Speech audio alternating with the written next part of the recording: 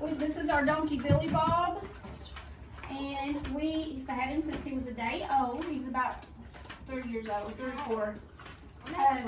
And you have to have, when you have goats and chickens and lambs and sheep, you have to have either a donkey or a guardian dog to keep coyotes away, because the coyotes will come and get them. Our animals are a little spoiled. Briar's over there in the corner giving them vanilla wafers. They love vanilla wafers and Twizzlers, strawberry Twizzlers. Oh my. So boys and girls, they like the same things you like. They like snacks. Yes, and they're spoiled rotten. So boys and girls, if I were to look at Billy Bob and I were to say how tall he was, Miss Danielle, how tall would you tell me? Probably about, 4 hands? I would say more like, no, he'd be like 12 hands. 12 hands, yeah. That's what I meant, sorry. And the reason she's saying hands is because we measure donkeys and mules and horses in hands. And one hand, can I see your hand, Miss Danielle? That is usually about 4 inches. So if Billy Bob is 12 hands high, you would take 12 times 4 equals 48. Or you could say 4 plus 4 plus 4. Do that 12 times and you get 48.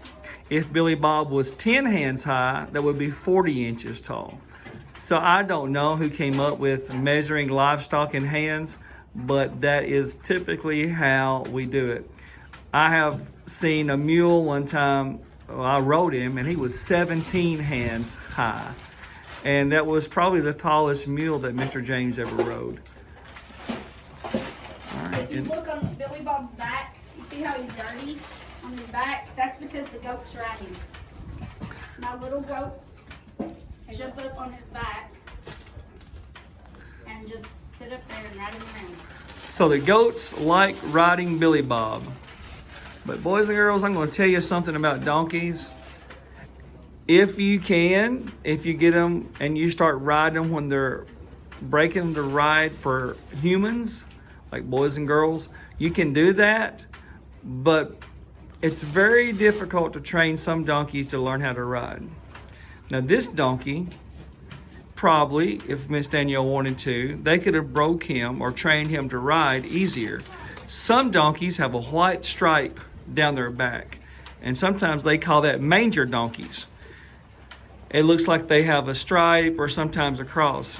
And most of the time, those donkeys are very, very difficult to ride. Believe me, I know. All right.